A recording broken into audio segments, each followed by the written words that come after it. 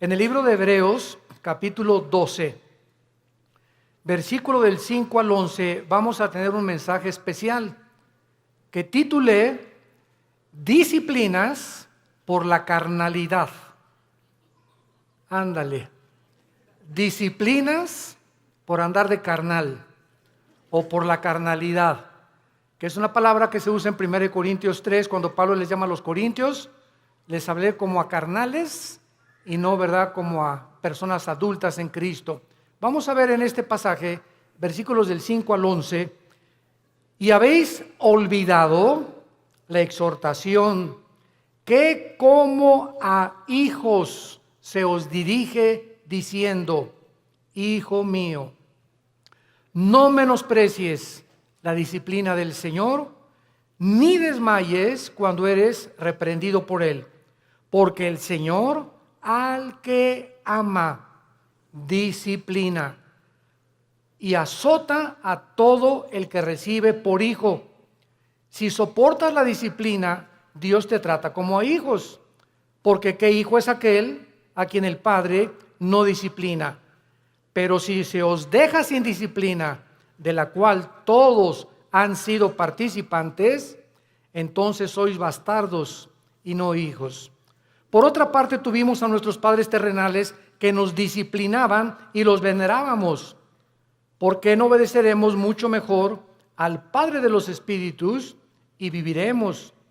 Y aquellos, ciertamente por pocos días, nos disciplinaban como a ellos les parecía, pero para lo que nos es provechoso, para que participemos de su santidad. Es verdad que ninguna disciplina al presente parece ser causa de gozo, sino de tristeza, pero después da fruto apacible de justicia a los que en ella han sido ejercitados. Este es uno de los pasajes más ilustrativos de la Biblia, de la forma como Dios trata a todos nosotros, a todos los que nos llamamos cristianos por su gracia y su misericordia. Desgraciadamente, muchos cristianos creen equivocadamente que puedes seguir viviendo una vida cristiana de negligencia espiritual, sin preocuparte por discipularte, ni estudiar seriamente la Biblia, ni tener diario devocionales, ni tampoco una vida consistente de oración. Sin embargo, muchas de estas personas que tratan de vivir esta vida, estos cristianos, ignoran, como por eso comienza diciendo que ya se les olvidó, la exhortación que vas a ser disciplinado si no vives de acuerdo a la forma como Dios ha diseñado para que vivas. Pero vamos a ver en este estudio en qué consiste esta disciplina. ¿Cuáles son las bendiciones tan grandes, tan enormes, que los cristianos se están perdiendo por vivir esa clase de vida? Y podemos preguntarnos también, ¿estos cristianos tendrán consecuencias después de la muerte? Porque tendrán consecuencias en esta vida y hay consecuencias después de la muerte también. O sea, que todos vamos a llegar al cielo y todos vamos a ser recompensados de la misma manera. ¿Qué cosa es lo que Dios usa como disciplina a los cristianos que le han querido abandonar? A los cristianos que le han dicho, Señor, en 3 meses nos vemos. Déjame irme de vacaciones y reventarme las vacaciones, etcétera, etcétera. Y después de la Navidad te vuelvo a ver. En enero tengo una cita contigo en la iglesia, Señor. El primer domingo comenzamos otra vez la vida cristiana. ¿Cuánto tiempo cree un cristiano o cristiana, desde luego, que puedes vivir sin que Dios haga algo para regresar otra vez a tener la comunión con Él? Vamos a ver todas estas respuestas en la Biblia y vamos a comenzar con la apostasía. La palabra apostasía, apistemia en el griego, significa salirse del camino, apartarse del camino o vulgarmente brincarse las trancas. O sea, la Biblia diseña a la iglesia como un corral donde Cristo es el pastor, nosotros las ovejas, Y cuando una oveja se quiere saltar del corral, pues ¿qué pasa, verdad? Pues es que yo quiero encontrar otros pastos, engañada de que fuera del corral hay mejores pastos o mejor vida, lo cual es completamente mentira, porque fuera del corral están los lobos esperando comerse las ovejas. Dice el cuento que había una ovejita que le llamaban la rebelde de Tlanepantla. Y esta ovejita se brincó una vez el corral y fue el pastor por ella y se la trajo cargando. Y se brincó 2 veces el corral y el pastor fue por ella. Y la tercera vez que esta ovejita de Tlanepantla se brincó el corral, entonces el pastor fue y le rompió una pata a propósito. Y le dijo: prefiero que aquí dentro del corral estés cojita y manquita a que te salgas y te vuelva a comer el lobo. Entonces muchas veces Dios tiene que recurrir, como lo vamos a ver, a disciplinas extremas, que son muy raras veces. Pero Dios prefiere 1000 veces, y Cristo lo dijo en Marcos con estas palabras: es mejor que entres al cielo cojo y ciego y manco, a que entres entero y te vayas al infierno. Veamos pues entonces que dentro de la apostasía hay 2 clases de apóstatas. Esto es muy importante. La Biblia nos advierte claramente que mientras más nos acerquemos al final de la segunda venida de Jesucristo, aumentará la tendencia a abandonar los principios cristianos.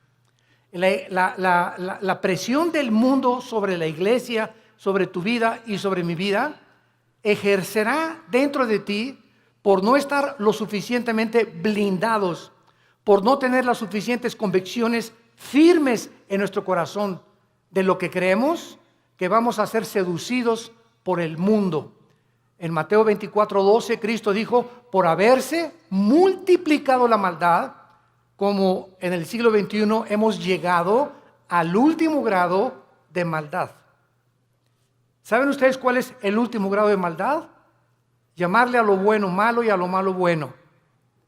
Y cuando llegamos al punto donde reconocemos y legislamos las naciones, o más bien legislan las naciones los matrimonios entre los hombres y entre las mujeres, es el síntoma más grande que existe de descomposición social.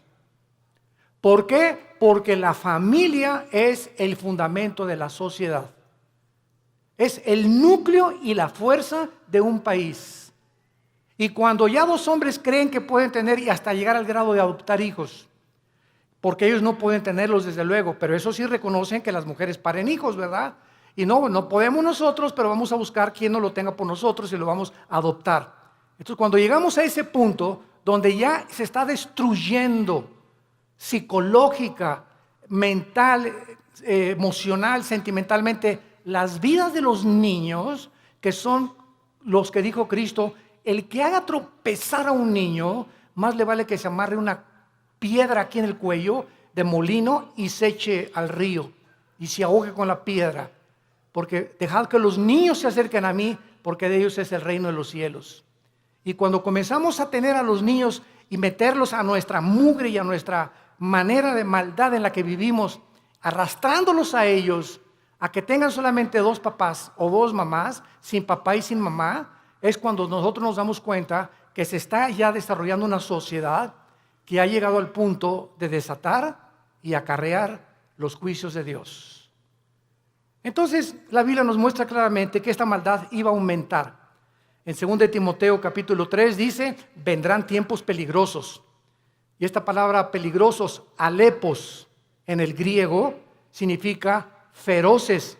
Y solamente en todo el Nuevo Testamento se usa esta palabra alepos, que se tradujo en 2 Timoteo peligrosos, y en los evangelios se usa con los endemoniados.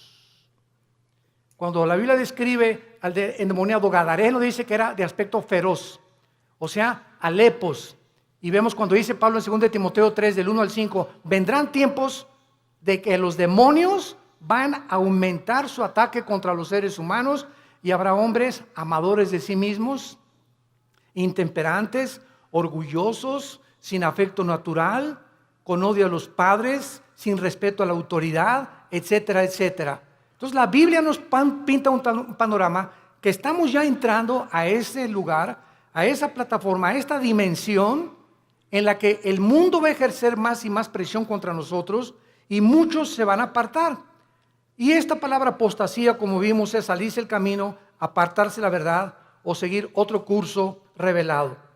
Por ejemplo, en Hechos 5:37, hablando de un líder de una secta, dice que se los llevó en pos de sí. Esta es la palabra que se usa para apostasía, cuando algo o alguien te saca, un amigo, una amiga, la pornografía, la homosexualidad, las adicciones, las drogas, el alcohol, cuando cualquier cosa en el mundo te jala y te aparta del camino de la verdad, del camino de la santidad, del camino de la justicia, se llama apostasía. Has apostatado. Ahora bien, hay dos clases de apóstatas. Esto es muy importante. Hay cristianos que son apóstatas por un tiempo y hay apóstatas que nunca fueron cristianos, pero que entraron a la iglesia por un tiempo y después se apartaron. ¿Cuál es la diferencia entre el cristiano que apostató y el que es apóstata para siempre? Como lo vamos a ver a continuación. La diferencia está en que si tú eres un cristiano y te has apartado del camino y eres hijo y eres hija de Dios, pau, y te viene duro. Dios te hace regresar. De la oreja nos trae de regreso. Pero si eres una persona que jamás recibiste a Cristo, pero fuiste a los estudios bíblicos y fuiste a los desayunos y tal vez algún día que hiciste una decisión por Cristo, pero realmente tus convicciones no eran firmes ni profundas, te vas a apartar del Señor, pero la diferencia está en que tú nunca vas a regresar al camino. Entonces, el cristiano que se aparta, Dios lo regresa por las buenas y por las malas, y lo vamos a ver. A muchos Dios inclusive prefiere llevárselos a casa antes de que sigan lejos de Él. Entonces vamos a ver que hay cristianos que se mueren antes de que Dios termine su programa con sus vidas. Hay cristianos que se mueren antes de que acaben la misión que Dios les dio, porque solo Dios sabe que has llegado al colmo y no te vas a arrepentir, pero como eres hijo y la salvación no se puede perder, te lleva a casa antes de tiempo. Veamos en primer lugar algunos ejemplos de los apóstatas que nunca fueron salvos. Juan capítulo 13, el clásico ejemplo de Judas. Es increíble que yo he escuchado varias veces a muchas personas predicar o enseñar que Judas perdió la salvación por el amor de Dios. O sea, que fue salvo, pero que perdió la salvación. Vamos a ver qué dice la Biblia. En Juan capítulo 13, versículo 10 y 11. Ya Cristo está a punto de entrar a la cruz y al huerto de Getsemaní. Y les dice, el que está lavado no necesita lavarse, sino lavarse los pies, pues está todo limpio. Eso le estaba hablando a todos los apóstoles que eran salvos, que eran cristianos, como todos nosotros. El momento que recibes a Cristo, ¿quién nos lava? Dice la Biblia en Efesios 5 que es la palabra de Dios la que nos lava y la sangre de Cristo, ¿verdad? Y ahora, ya siendo cristianos, Dios nos da la responsabilidad de nosotros seguirnos lavando. O sea, si cometemos un pecado, la sangre de Cristo, que es tan fresca como cuando nos salvó Dios, nos limpia de todo pecado. Entonces, un cristiano tiene que estar continuamente metiéndose a la regadera, porque diario se nos pega la contaminación del mundo, lo que oyes en tu oficina, con tus amigos, en la escuela, en la universidad, chistes groseros, un programa grosero, desnudos en la televisión, desnudos en el cine. Todo eso entra a nuestra alma y nos ensucia, nos contamina. Y esta suciedad la tenemos que estar sacando para mantener no la salvación, la comunión con Dios. Ustedes están lavados, pero no necesitan sino lavarse, ¿verdad?, los pies. Y vosotros limpios estáis, aunque no todos. O sea, había alguien ahí dentro del grupo de Cristo que no había sido nunca lavado. Ustedes sí están lavados y ahora necesitan sola, pero hay alguien entre ustedes que no está lavado, porque sabía a quién le iba a entregar. Por eso dijo, no están limpios todos. Judas nunca fue limpiado de sus pecados, jamás. Versículo 18, no hablo de todos vosotros, yo sé a quienes he elegido, mas para que se cumpla la escritura, el que come pan conmigo levantó contra mí su calcañar. Capítulo 17 de San Juan. Nos brincamos al capítulo 17 y aquí ya Cristo lo aclara, tan transparente como la luz y el sol. Dice Juan 17, versículo 12. Cuando estaba yo con ellos, o sea, Cristo está orando al Padre, está dirigiéndole estas palabras al Padre. Cuando estaba yo con ellos en el mundo, yo los guardaba en mi nombre. A los que me diste, yo los guardé. Y ninguno de ellos se perdió, sino el hijo de perdición, para que la escritura se cumpliese. O sea, nunca Judas estuvo bajo el cuidado de Cristo. Nunca, jamás. Los guardó de Satanás y los guardó del mal. Cuando vino Satanás a atacar a Pedro, ¿se acuerdan? Que le dijo Cristo, oye, Satanás ha pedido tu alma para zarandearte.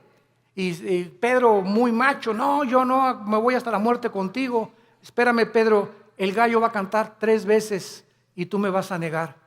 Entonces, Pedro y Judas, los dos, traicionaron a Cristo. Los dos le volvieron la cara a Cristo, porque Pedro negó a Cristo 3 veces. ¿Y cuál fue la diferencia? Que cuando Pedro le negó, vean esto, cuando Pedro negó a Cristo, en ese momento Cristo se encontraba como a 10 metros de Pedro. Y cuando Cristo volteó a ver a Pedro, Cristo lo volteó a ver con los ojos moros. Ya había sido golpeado Cristo. Imagínense ustedes a Pedro, en el momento que canta el gallo, volver a Cristo, y Cristo con sus ojos moros, adolorido por los golpes que los soldados ya le habían dado, lo ve a Pedro diciéndole, ya ves, pero sabes una cosa, te sigo amando. ¿Y cuál fue la diferencia con Judas? Judas entregó a Cristo por 30 monedas de plata y sin embargo, cuando tuvo las monedas de plata, nunca creyó que Jesús era el Mesías, porque si hubiera creído, se hubiera arrepentido y le hubiera pedido perdón. ¿Qué hizo Judas? Agarró las 30 monedas de plata y las tiró. Y fue y se quitó la vida. Se suicidó. Se colgó de un árbol. Dice en Hechos capítulo 1 que se rompió, ¿verdad?, la rama del árbol y cayó de las piedras y todas se destripó completamente. Murió ahorcado y con todo el vientre abierto, comido por los gusanos. Así acabó Judas. Judas nunca, jamás fue salvado.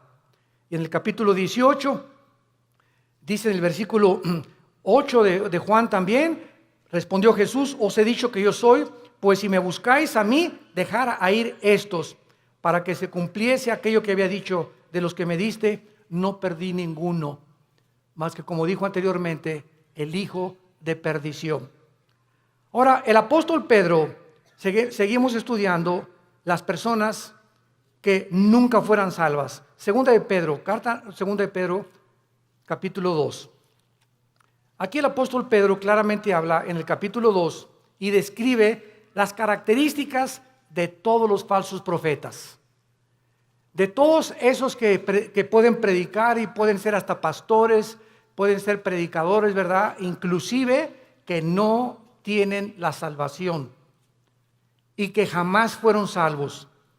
Y dice en Pedro, versículo 21 y 22, describiendo ya todas sus características de estos falsos maestros y profetas que menciona en el versículo 1 y versículo 2, dice el versículo 21, segunda de Pedro 2, 21 y 22, porque mejor les hubiera no haber conocido el camino de la justicia. O sea, hay personas que conocían que Jesús era el Cristo, que Jesús murió por sus pecados por ellos, y conocían que Cristo era la verdad y que la Biblia era la verdad.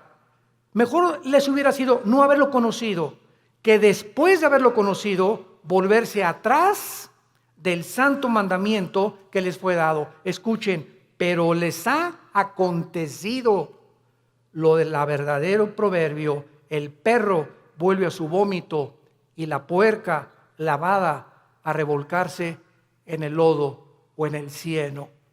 Aquí Pedro, de una forma ya inequívoca, describe que todas estas personas nunca fueron salvas. ¿Cómo lo dice Pedro? ¿Qué hace un perro cuando vomita?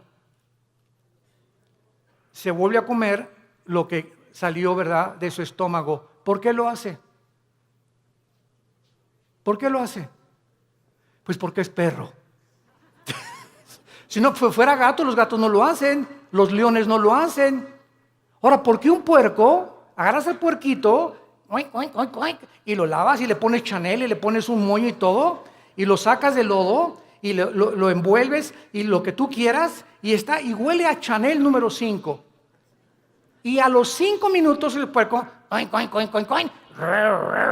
se revuelca en el lodo otra vez. ¿Por qué no duró nada bañado y champuceado y perfumado? Porque es puerco. Ahora, para que el perro ya no regrese a su vómito, ¿qué se necesita? Cambiar su naturaleza, dejar de ser perro. Para que el puerco no regrese al lodo, necesita ser otro tipo de naturaleza, tener la naturaleza de otro animal, porque los puercos, esa es su naturaleza, el lodo, y los perros el vómito. Aquí está hablando Pedro, que estas personas, su naturaleza nunca fue cambiada, porque si hubiera sido cambiada, no regresarían a ser lo que hicieron antes de conocer a Cristo. ¿Me van siguiendo? Esta es la grande diferencia de las personas que nunca fueron salvas. En 1 Juan 2:19, el apóstol Juan dice, 1 Juan 2:19, salieron de nosotros. Oye, don Pancho, pero si tú ibas a la iglesia ahí en el Cine Apolo hace 15, 20 años, o te vimos aquí en la iglesia, te fuiste a los estudios conmigo. Oye, tú estuviste en el LITI, tomaste todo el curso del LITI, compadre. Y ahora te estás divorciado, estás con otra señora, te has cometido adulterio, etcétera, etcétera. Y te contesta tu compadre, sí, ¿y qué? Chale. Ya en ese momento te das cuenta, ¿verdad?, que ya hay algo raro. A una persona que fue cristiana, pues sí, ¿verdad?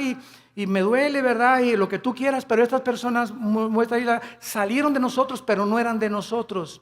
Porque si hubieran sido de nosotros, dice 1 Juan 2:19, hubieran permanecido con nosotros. Salieron para que se manifestara que no todos los que vienen a la iglesia son y pertenecen al cuerpo de Cristo. Todas las iglesias, esta y todas las en el mundo cristianas, todas las iglesias sin excepción son una mezcla del trigo y la cizaña. Así que el que está a tu lado a la derecha, aunque tengas cara de Santa Rita de Casia, y el que está atrás de ti, que tiene cara en Clodomiro, no son todos lo que aparecen ser. Entonces no te decepciones y no te desilusiones. Ay, ¿qué es en esa iglesia? Nadie me amaba. ¿Y te acuerdas de esa persona? Y así son los cristianos. Espérame tantito, así no son todos los cristianos. Si un avión se cae con un piloto porque iba borracho, no significa que todos los pilotos de American Airlines son borrachos. Si un carro de carrera choca, no significa que todos son tan tontos como el que chocó. Entonces no puedes generalizar. Entonces tenemos que entender eso. La iglesia es una mezcla y no todos son lo que son. Hay un remanente en todas las iglesias de verdaderos hijos e hijas de Dios. Y solo el tiempo dirá verdaderamente quiénes son los que permanecieron hasta el final. Muy bien, veamos ahora los que son salvos. Proverbios capítulo 3, los apóstatas que son salvos, pero que regresan porque son hijos de Dios, y Dios, hay su promesa, al que ama, disciplina. Y si no hay disciplina es porque nunca fuiste hijo de Dios. Por eso sigues haciendo lo que te da la gana. Porque si fueras hijo de Dios o hijas de Dios, ¿desde cuándo Dios que ya te hubiera surtido? Y bien surtido. Pero sigues igual de hace 1 o 2 años precisamente porque nunca has pertenecido a la familia de Dice en Proverbios 3, versículo 11 y 12, no menosprecies hijo mío, le está hablando a sus hijos.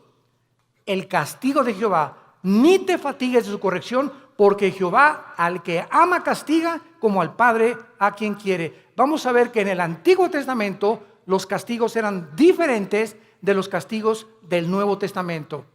Y Dios trataba de una forma a los cristianos, porque no eran cristianos, ¿verdad? Cristiano significa lleno del Espíritu. A las personas que formaban parte del pacto abrámico y a los que no formaban parte del pacto abrámico davídico palestino. Entonces era muy diferente, lo vamos a ver más adelante. Veamos ahora en Lucas 15, ¿se acuerdan del hijo pródigo? Bueno, dice la Biblia, un padre tenía 2 hijos, todo el mundo conoce esta historia del 11 en adelante. Y de repente uno de los hijos le dice, oye viejo, dame toda la herencia, échame mis centavitos que me pertenecen. En el antiguo Oriente, un muchacho que hacía eso quedaba desheredado.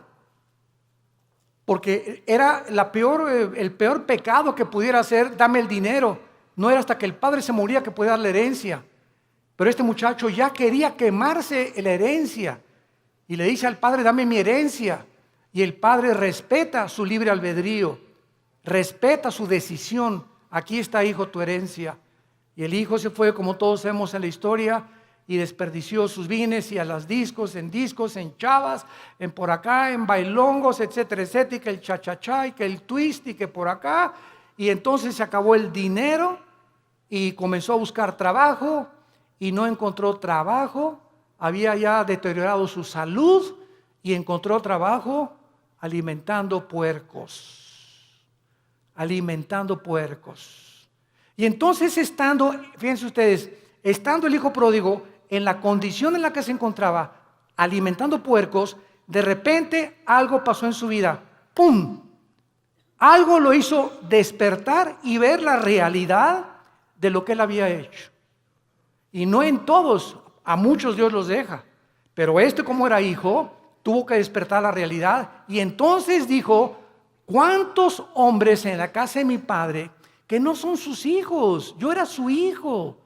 Los obreros de mi padre tienen cama, tienen comida, buena comida. Y yo que soy hijo estoy alimentando puercos. Esto haré. Ahí está la conciencia que no todos tienen. ¿Por qué la tuvo él? Porque era hijo. Esto haré. Regresaré e iré con mi padre y le pediré perdón. Y le diré, Padre, no vengo a nada. Vengo a que me hagas hasta atrás y no quiero ni siquiera que tener los privilegios que tienen tus hijos. Hazme como un obrero como todos los demás.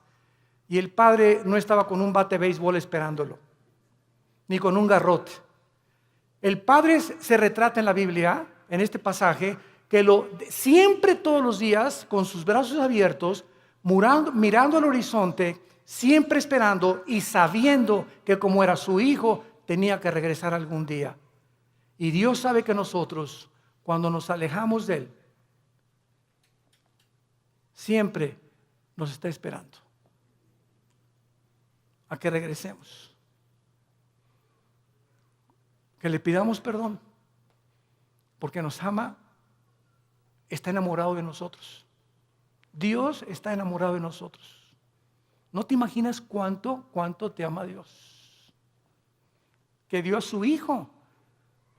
A su hijo lo dio por ti y por mí, para que tú y yo jamás nos alejemos ya de Él.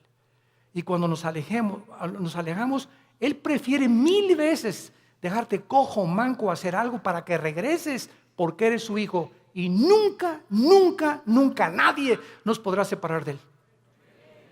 Nadie, porque somos sus hijos.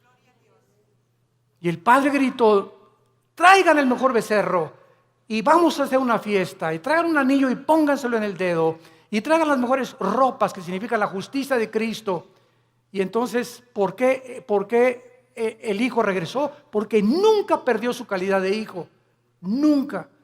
Y este es un ejemplo clásico de una persona que es hijo, se aleja de Dios, pero regresa a Dios, porque somos hijos, tenemos que regresar. Tarde o temprano nos convence Dios para regresar con Él. Y si no nos regresamos, y si lo que nos hace Dios para regresarnos no nos sirve, nos prefiere llevar a casa, antes de que el camino sea blasfemado por tu culpa o por mi culpa.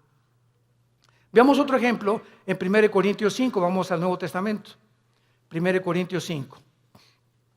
Aquí está un caso tremendo de un muchacho que pues no era como nosotros, ¿verdad? Nosotros tenemos la Biblia completa. La iglesia de Corinto era la iglesia más carnal de todas las iglesias del Nuevo Testamento, pero eso sí, tenían todos los dones, pero eran carnales. Dice 1 Corintios 5, de cierto se oye, dice Pablo escribiéndoles, que hay entre ustedes fornicación. O sea, me han llegado noticias de que en la iglesia hay inmoralidad. Y tal inmoralidad o tal fornicación, cual ni aún se nombra entre los gentiles, o sea, ni en las personas del mundo, tanto que alguno tiene la mujer de su padre. O sea, había un miembro en la iglesia de Corinto que estaba teniendo relaciones con su madrastra, con la mujer de su papá. Y dice Pablo, y ustedes, les habla a los líderes, están envanecidos. ¿No debieran más bien haberse lamentado para que fuera quitado de en medio de vosotros el que cometió tal acción? O sea, Pablo dice, oigan, ¿por qué no han reaccionado? Ustedes están conscientes que este muchacho está teniendo relaciones con su madrastra y lo dejan seguir asistiendo a la iglesia. ¿Y qué lo debemos de correr? Pues traerlo para enfrente, ¿verdad? Y enfrentarlo con su situación. Ahora tenemos la Biblia y nos damos cuenta que los líderes, cuando sabemos que alguien vive pecado, la iglesia es un hospital y te vamos a ayudar. Pero cuando sabemos que alguien insiste y sabemos que alguien, por ejemplo, si una señora me dice, mi esposo tiene ya 6 meses que es adúltero, hermano, pastor, y ya hablamos nosotros con el esposo, los pastores, y ya le dijimos, mira, estás viviendo en pecado, y sabemos que sigue en adulterio, la disciplina de Dios es decirle a esa persona, tú no puedes entrar a la iglesia, porque puedes entrar porque es un hospital, si colaboras con el doctor para que te cure. Pero ¿de qué te sirve ir al hospital? A que te pongan benditas y que te pongan curitas y saliendo del hospital te las arrancas y te las quitas. Y regresas con el doctor, oiga, ya le he puesto 3 curitas, pues es que no me gustan, entonces ¿para qué vienes conmigo? Si no quieres que te cure, ¿para qué vienes al hospital? Y así es la iglesia, un hospital de almas enfermas que necesitan sanidad de Dios. Y dice más adelante el versículo 3, ciertamente dice Pablo, yo, como ausente en cuerpo, pero presente en espíritu, ya como presente he juzgado al que tal cosa ha hecho, en el nombre de nuestro Señor Jesucristo, reunidos vosotros y mi espíritu con el poder de nuestro Señor Jesucristo, el tal sea entregado a Satanás para destrucción de la carne. Vean ustedes con mucha atención lo que sigue, a fin de que el espíritu sea salvo en el día de Cristo o en el día del Señor. ¿Qué estaba diciendo Pablo? Que cuando una persona es disciplinada por los pastores en la iglesia y es sacada de la iglesia al mundo, lo sacas del corral, afuera del corral están los lobos. Y Dios le da el permiso a Satanás de atacar a esa persona y quitarle la vida. Y quitarle la vida. Pero el espíritu es salvo porque era hijo de Dios. A fin de que el espíritu sea salvo. Aquí está un muchacho que iba a morir en pecado, pero como la salvación no se pierde, se va al cielo antes de tiempo. ¿Por qué? Porque la salvación que nos ha dado es por gracia. Para que nosotros seamos salvos y entendamos esto, no puede haber ninguna obra buena antes de la salvación, ni ninguna obra buena después de la salvación, para que nosotros seamos mantenidos siendo salvos. Cuando alguien me dice que la salvación se puede perder, les digo, bueno, es que tú no has entendido el pacto de Dios. Antes de Cristo, ¿cómo fuiste salvado? ¿Qué hiciste para ser salvo? Nada, no hizo nada. ¿Y Dios te salvó? Bueno, ya eres salvo. Y ahora me dices que ahora me tengo que hacer buenas obras para mantener mi salvación. No, de ninguna manera. Si hay alguna sola obra que tú hagas para decir que esas obras están manteniendo en el camino de la salvación, entonces ya estás atrayendo mérito sobre tu vida y le robas la gloria a Dios. Las buenas obras que hacemos después de que somos salvos no son para mantener la salvación, son como el fruto de nuestra santificación. Efesios 2:10, porque para buenas obras hemos sido llamados, las cuales preparó Dios de antemano para que anduviéramos en ellas. Entonces, las buenas obras que yo hago después de Jesucristo implican y dan testimonio que soy hijo de Dios, pero no hago buenas obras, ni me porto bien para decirme, Señor, ya pequé, ya perdí la salvación, ya perdí el nuevo nacimiento, mañana nazco de nuevo, ¿verdad? O ya pequé, el Espíritu Santo ya me selló, pero ya se fue porque ya perdí la salvación, pero el año que entra que regrese a ti, me vuelves a sellar, ¿verdad? Imagínense ustedes este estado tan absurdo espiritual de una persona. Entonces, si pierdes la salvación, ya no vuelves a ser renacido de nuevo, ya regresaste a la eternidad, otra vez al estado en que te encuentras. ¿Puede un bebé que nazca regresar al vientre de su madre otra vez? Imagínate, no me gusta aquí afuera, mejor me regreso adentro. Y el bebé lo meten dentro de la panza de la mamá, ¿verdad? De la matriz de la mamá. Es absurdo, es exactamente la salvación. Veamos otro ejemplo en Santiago capítulo 5, de personas que son cristianas, pero pecaron, pero están en peligro muy grave de ser disciplinados por Dios. Santiago 5, versículo 19 y 20. Hermanos, ¿a quién le está hablando? A hermanos, a cristianos. Si alguno entre vosotros, o sea, entre los hermanos, se ha extraviado, o sea, se ha salido del camino, o ha apostatado de la verdad, y alguno le hace volver, sepa que el que haga volver al pecador del error de su camino, salvará ¿de qué? De muerte un alma y cubrirá multitud de pecados. Esto es lo que vamos a ver en 1 Juan 5, lo vamos a ver, esto es lo que se llama el pecado de muerte de un cristiano. Si tú ves que tu hermana o tu hermano anda por ahí afuera y nadie sabe más que es cristiano, pero tú vas, oye Jorge, ya no sigas así, hombre, ya no te la sigas tronando, ya no sigas acostándote con tu novia, Dios te va a disciplinar.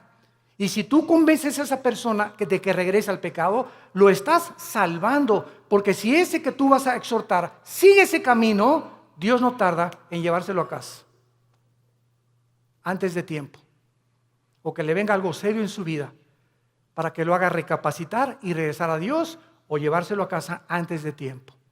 Si tú ves a alguno entre los hermanos que tiene una vida licenciosa y que se dice cristiano, y tú logras convencerlo y orar con él, o comenzar a orar por él y traerlo al camino otra vez, lo estás salvando de que Dios se lo lleve antes de tiempo a su casa.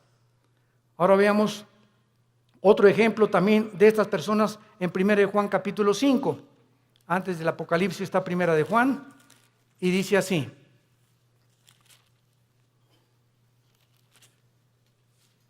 Primero Juan capítulo 5, versículo 16. Si alguno viere, ¿a quién? A su hermano, otra vez a un cristiano. Si alguno viere a su hermano cometer pecado que no sea de muerte, pedirá a Dios y le dará vida. Esto es, para los que cometen pecado que no sea de muerte. Hay pecado de muerte por el cual yo pido que no se pida, o por el cual yo digo que no se pida. Vean ustedes la diferencia. Hay cristianos que solo Dios sabe que aunque tú vayas y los exhortes, no van a regresar a Dios, pero son cristianos.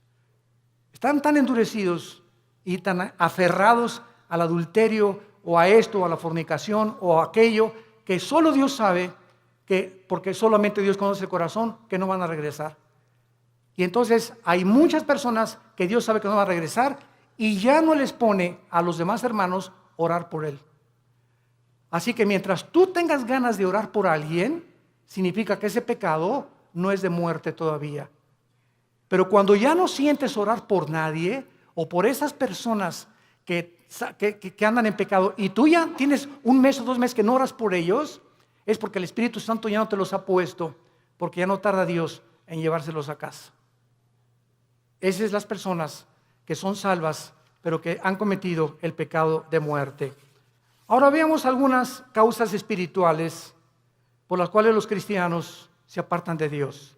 He apartado 4 principales razones. La primera es la persecución.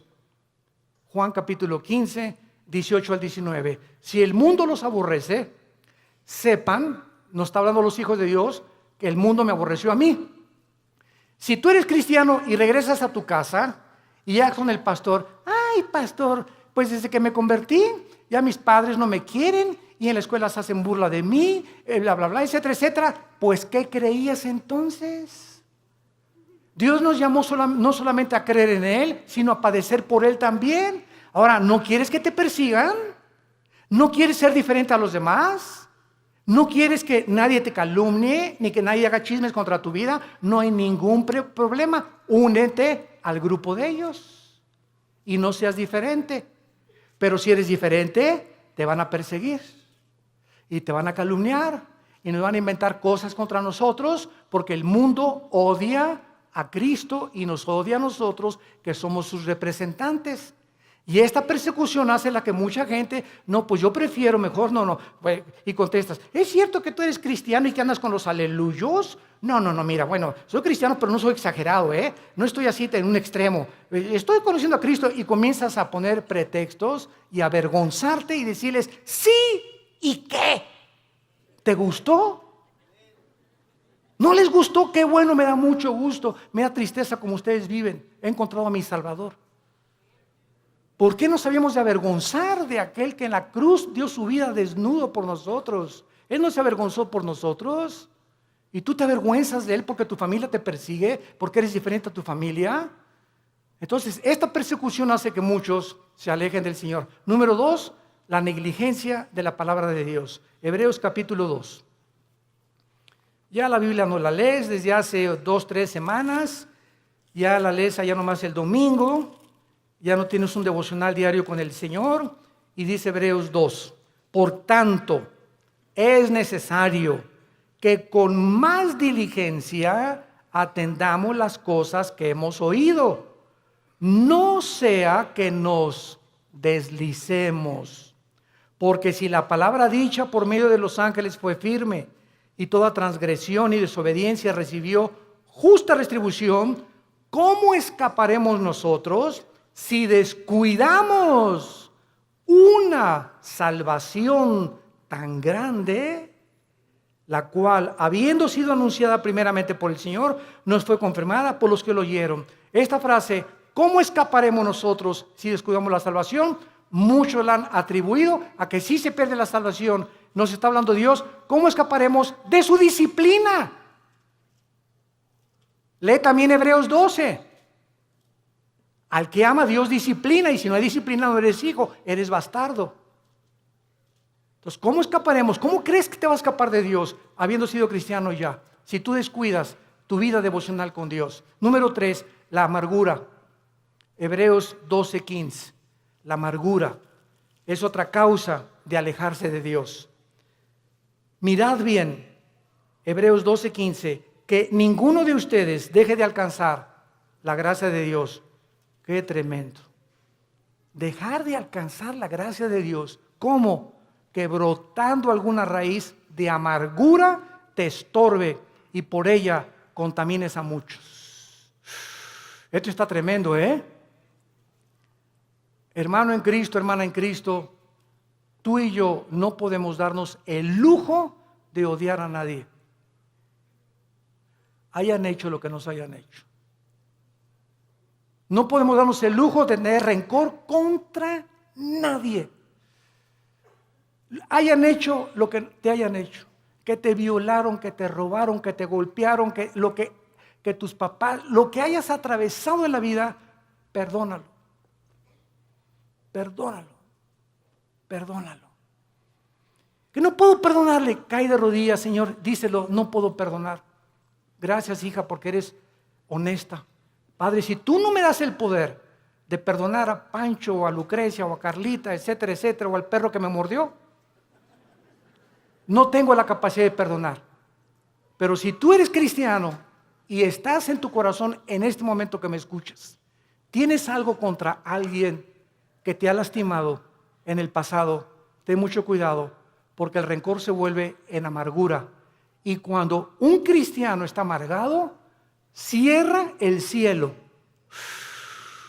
Cierra el cielo. ¿Qué es la gracia? No es la gracia santificante, no es la gracia salvífica, está hablando de la gracia santificante. ¿Qué es la gracia? Diario el cristiano necesita poder de Dios, diario necesito el poder de Dios al venir a su palabra para que me dé el poder de vivir para Él. Porque separado de Él yo no puedo hacer nada. Entonces la amargura me bloquea la gracia de Dios y me quedo sin poder. Me quedo en mi propio poder, en mi propia carne, porque algo está bloqueando que Dios me ayude y me saque del pozo de la desesperación, de la red en que he caído, de la trampa que te pusieron. ¿Qué cosa es? La amargura.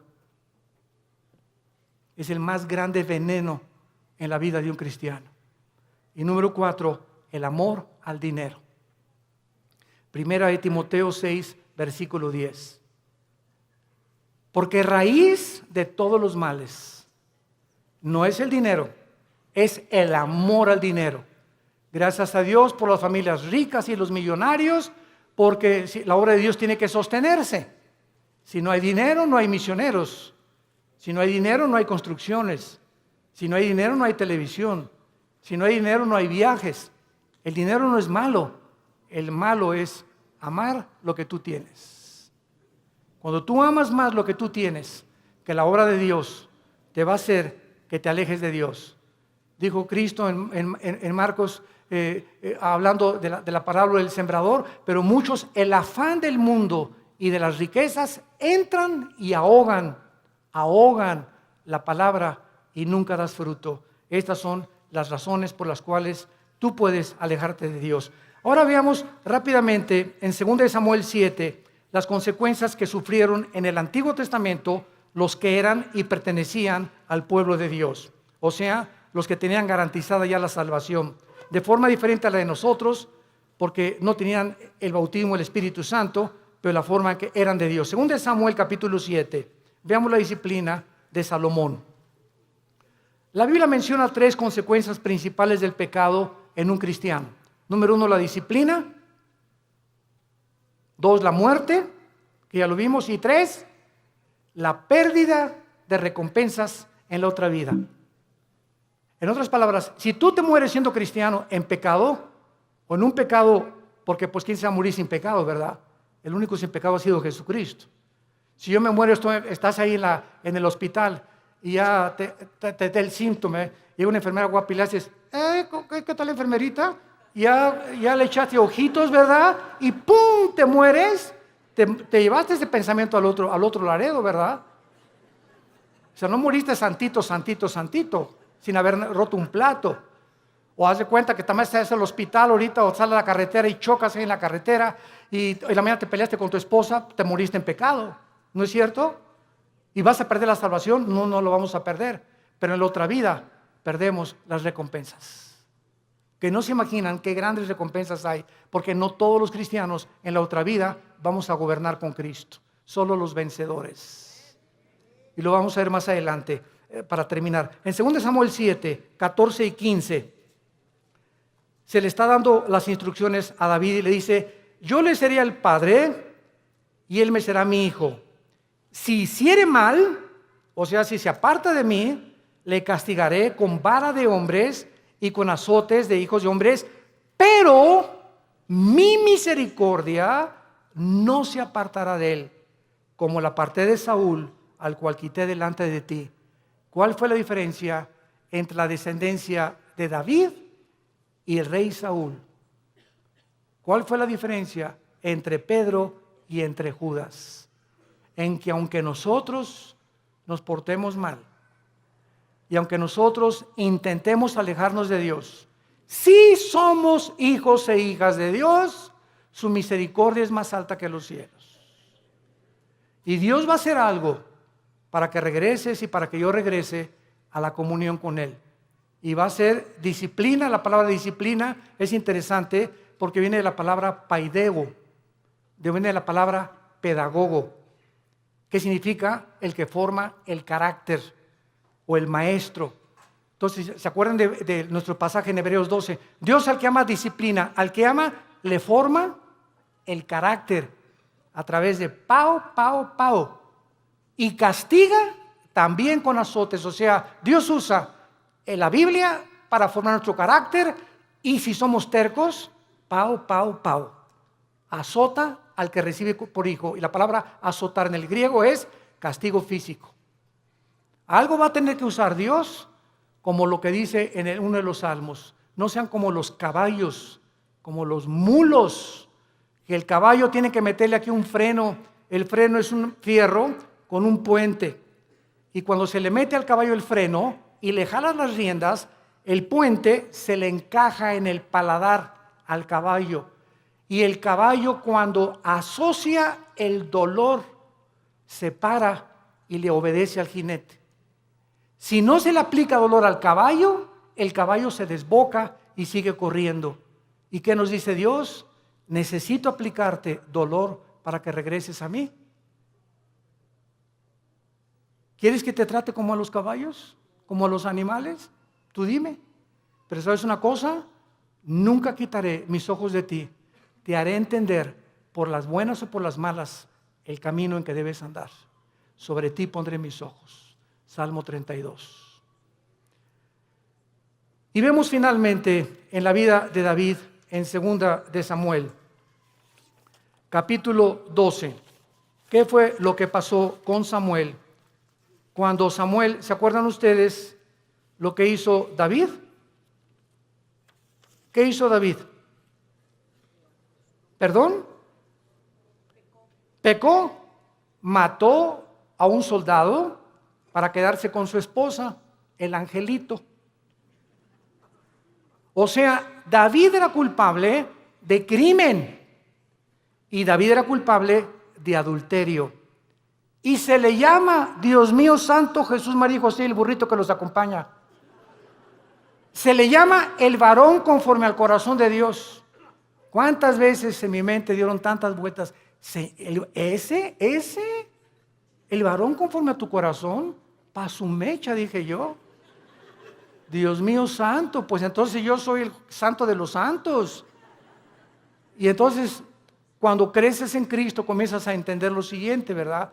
Él fue culpable de crimen y de adulterio. Pero viene Cristo en Mateo 5 y dice lo siguiente: cualquiera de ustedes que ve a una mujer, no necesitas acostarte con ella. Si tú deseas en tus ojos y en tu corazón a una mujer acostarte con ella, aunque no lo hagas físicamente, tú eres ante los ojos de Dios adúltero.